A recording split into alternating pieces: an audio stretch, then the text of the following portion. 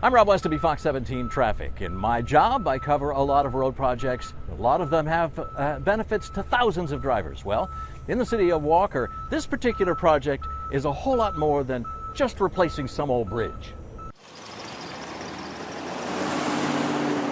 What a pain. There's a lot of traffic that needs to come through here, and a lot of folks have been afraid to come through here in the past. Whose turn is it to go? Because this bridge presented a really significant obstruction with the lack of visibility. Even the mayor of Walker knows the perils of this intersection of uncertainty. Anybody that ever drove underneath that bridge knew at times you were taking your life in your own hands because is there a car coming? Is there not a car coming? Is it safe yet to go? And it was kind of that quick pop the head out there and see, and then you hit the gas to fly through there quick, and just not a real safe situation. The bridge itself is 117 years old, or was 117 years old. The original Bristol Avenue Railroad Bridge was built for carriages and early motor vehicles that were far shorter than 10 feet. Guess what? Trucks can't duck. But there were some pretty serious issues with, box trucks that would come through there, well-intended people most of the time.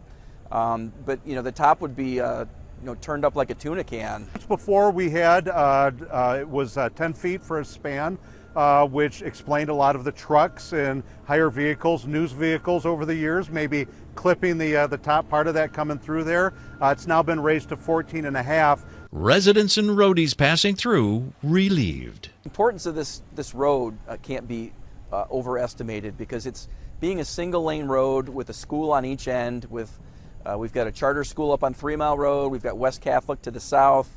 It's a railroad bridge, so there were special considerations in the new construction, according to Walker City engineer Scott Connors. The actual bridge pieces are precast, and they were built over in Bay City. It was 10 trucks, plus the end sections were another couple trucks, and they were set in place all over the course of 1 or 2 days.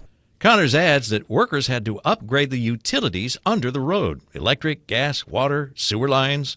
It was like an orchestra to put all this together. The Bristol Avenue Bridge has a special role in the cohesiveness of the Walker community. Very purposeful and very intentional design with the bridge.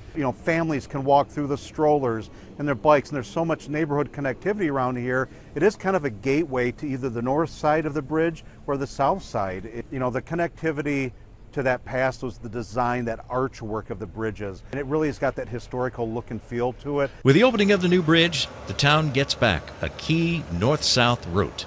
As for drivers, they can finally approach this bridge and pass through with zero anxiety. I think there's so many win-wins involved with it. Street traffic wasn't the only traffic that was detoured. Trains could only use the tracks to a certain point, and then their cargo had to be loaded onto trucks to make it to their final destination. Restoration of the tracks is still underway. I'm Rob Westerby, Fox 17 Traffic.